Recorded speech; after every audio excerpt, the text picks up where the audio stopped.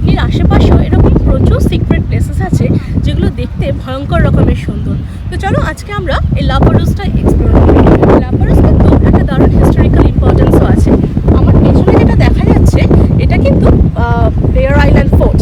এটা ইটসেলফ একটা heritage island.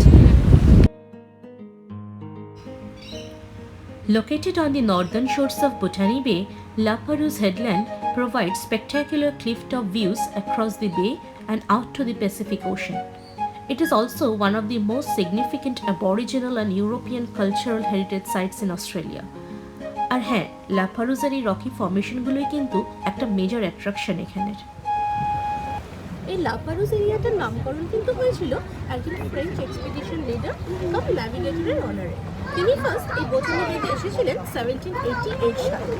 আর এই লাপারুস এরিয়াটা কত স্টানিং জাস্ট বিকজ এই প্যাসিফিক ওয়াটারের ব্লু কালার, এই স্যান্ডস্টোন ভিউ, পেছনে পোর্ট বোটানি, আর অবশ্যই সিডনি এয়ারপোর্টের ভিউ। তো অল ইন ওয়ান এই জায়গাটা একদম দারুণ গর্জিয়াস করে তোলে। অনেকেই হয়তো জানো না, এটা কিন্তু সিডনির একটা primary spot for snorkelling and scuba diving. In fact ওই দিন অনেককেই আমরা স্কুবা ডাইভিং করতেও দেখেছি। আসলে এখানে এত ভ্যারাইটি ফিশেস পাওয়া যায় যে ফিশিংয়ের জন্য একটা আইডিয়াল স্পট এটা। এই বেয়ার আইল্যান্ডটা কিন্তু একটা heritage listed island. Captain James cook যখন 1770-তে এটাকে ফার্স্ট আবিষ্কার করেছিলেন তখন কিন্তু এটা একদম মেইনল্যান্ডের থেকে আইসোলেটেড ছিল। তো সেই জন্য এটা actually জাস্টিফাইজ it's name.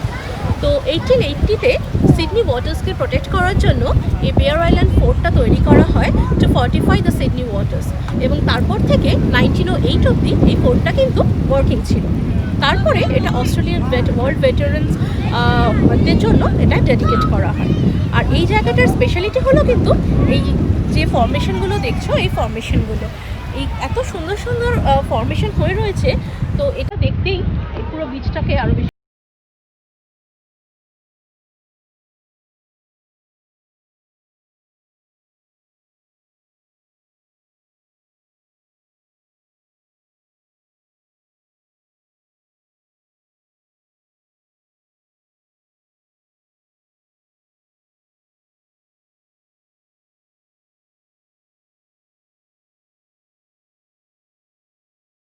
to connect Bear Island and Fort to Laperouse mainland.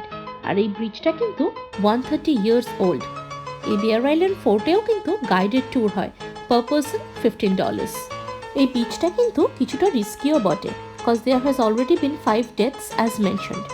But ফোর্টের গা ঘেঁষে সিঁড়ি দিয়ে সোজা বিচে নেমে গেলেই বেশ মজা নেওয়া যাবে এই দারুণ পাথরের বিচটার।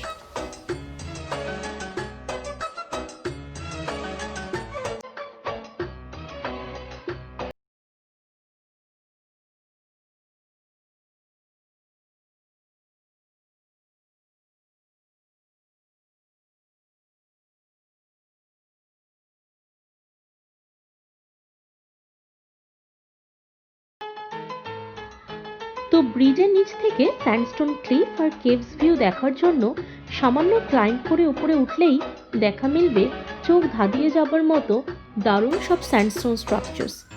জানি না আমি ক্যামেরাতে কতটা ক্যাপচার করতে পেরেছি, বাট এটা দেখলে সত্যিই অবাক হয়ে যেতে হয়। Indeed, life is a bliss.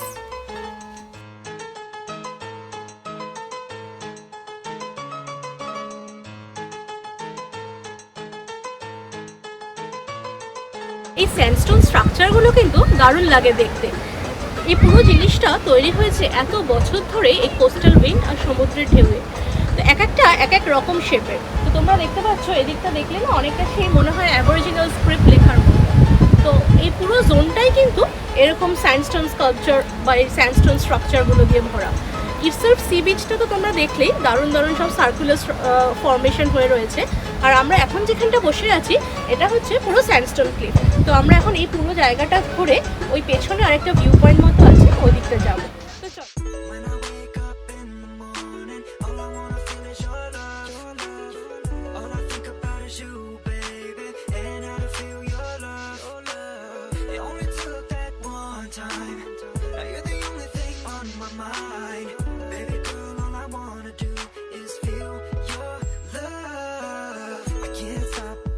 About you, girl, from the first time that I saw saw you. I've never felt this way. আমার নিজের কিন্তু পার্সোনালি এই ন্যাচারাল ফর্মেশনগুলো মাচ বেটার লাগে ম্যানমেড ক্রিয়েশনগুলোর থেকে। এখানে আসলে গেলে মনে হয় জিওগ্রাফির পেজ থেকে ডিরেক্ট এখানে একদম লাইভ এক্সপ্লেনেশন। এত সুন্দর স্ট্রাকচারসগুলো হয়েছে, এক একটা এক এক রকম শেপে, মানে দেখলে সত্যি মন জুড়িয়ে যায় একদম। When I wake up in the morning, all I wanna feel is your love. All I think about is you, baby, and how to feel your love. It only took that one time. Now you're the only thing on my mind.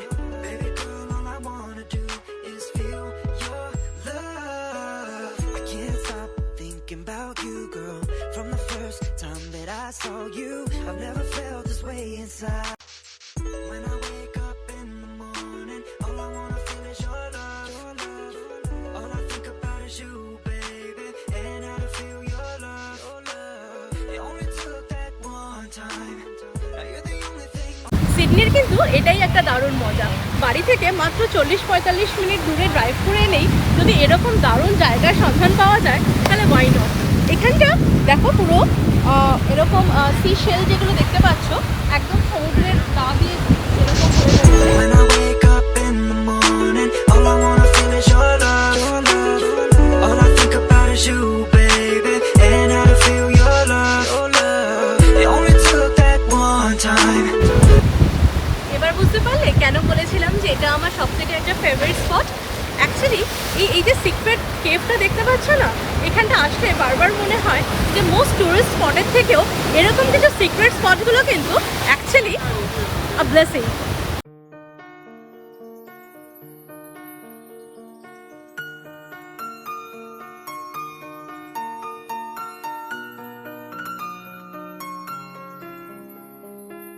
এখন আমরা যে C বিচের যেখানটা ছিলাম ওখানটা তোমাদের বলছিলাম এরকম সার্কুলার ফর্মেশন হয়েছে। এখানটা দেখো সেম জিনিস এরকম পুরো রিপলসের মতো হয়েছে, মানে এক একটা জায়গায় এক এক রকম ফর্মেশন। এটাই কিন্তু এখানকার স্পেশালিটি।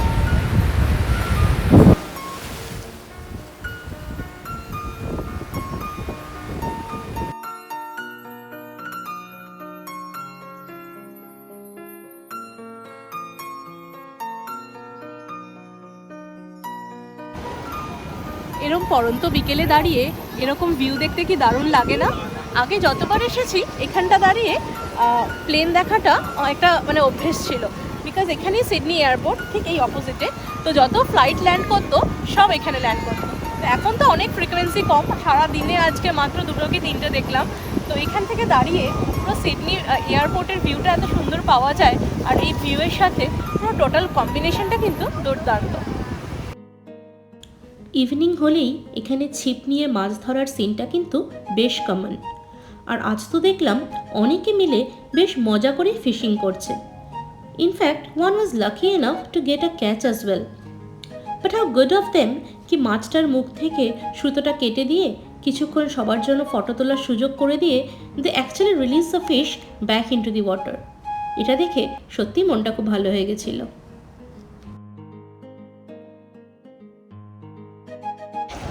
মনে পড়ছে এখানেই কিন্তু মিশন ইম্পসিবল 2 এর লাস্ট অ্যাকশন সিকোয়েন্সের শুটিংটা হয়েছিল। দেখো তো লোকেশনটা দেখে ম্যাচ আপ করতে পারো কিনা।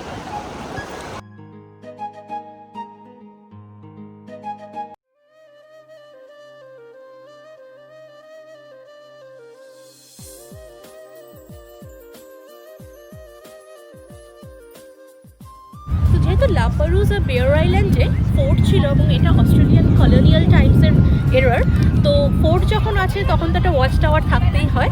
তো এই ওয়াচ টাওয়ারটাও কিন্তু ওই একই টাইম ফ্রেমে 1880 to 1904 ফাংশনাল ছিল, এবং এখানে সোলজার্স পোস্টার ছিল to keep an I on the Sydney water, যাতে কোনো স্মাগলার্স বা কোনো আনওয়ান্টেড বোট এখানে ঢুকতে না পারে। তো সেই জন্য এটা এখনও এখানে ইরেক্টেড, এবং এটা কিন্তু একটা দারুণ টুরিস্ট স্পট অ্যাজ ওয়েল। তো এই জায়গাটা আসলে অল ইন ওয়ান কিন্তু সব কিছু পাওয়া যায়। এক তো একদম অপোজিটে নীল সমুদ্র, এখানে এরকম সবুজ ঘাস, এরকম একটা ভ্যালি, সাথে ওয়াচ টাওয়ার, ওপাশে ফোর্ট, একদিকে বোটানিক্যাল পার্ক। তো সব কিছু মিলিয়ে একটা ডে ট্রিপে কিন্তু পারফেক্ট ইনগ্রেডিয়েন্টস আছে এখানে।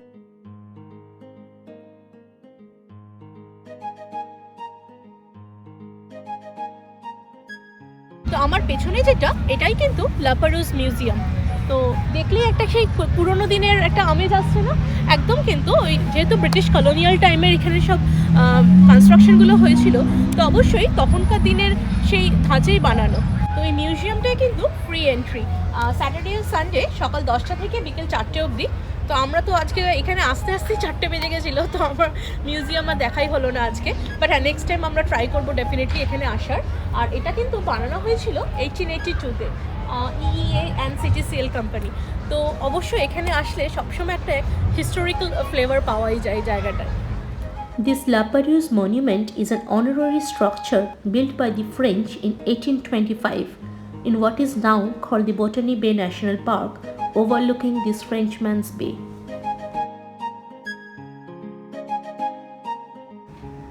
সন্ধে হবার সাথেই দিনের শেষ ফ্লাইট নামা আর দূরে পোর্ট বোটানির ঝলমলে আলো দেখে আমরা পাড়ি দিলাম বাড়ির উদ্দেশ্যে। অনেক দিন পর আজ দেখে মনে হলো এখানে আবার সবাই আস্তে আস্তে নর্মাল ক্যাফে লাইফে ব্যাক করছে। সূর্যাস্তের সাথে সাথে আরেকটা দিনও শেষ। কালকে থেকে অস্ট্রেলিয়াতে অফিসিয়ালি স্প্রিং স্টার্ট হচ্ছে। আর আজকে ওয়েদারটা এত ভালো ছিল, 26 ডিগ্রিজ, দারুণ সুদিং অ্যান্ড ওয়ার্ম টেম্পারেচার। এতদিন ঠান্ডায় থাকার পরে সবাই বাড়ির বাইরে বেরিয়ে এসছে। ইনফ্যাক্ট এখানে এসে আমাদের প্রায় 1 ঘন্টা ওয়েট করতে হয়েছিল পার্কিং পাওয়ার জন্য। তো যাই হোক, আমাদের আজকের মিনি ডে ট্রিপ তো শেষ। তোমরা জানিও কেমন লাগলো এই ব্লগটা। আর এখনও অবধি যারা সাবস্ক্রাইব করোনি, please to subscribe our channel. তো দেখা হচ্ছে আবার নেক্সট কোনো ব্লগে। Till then, tata, take care.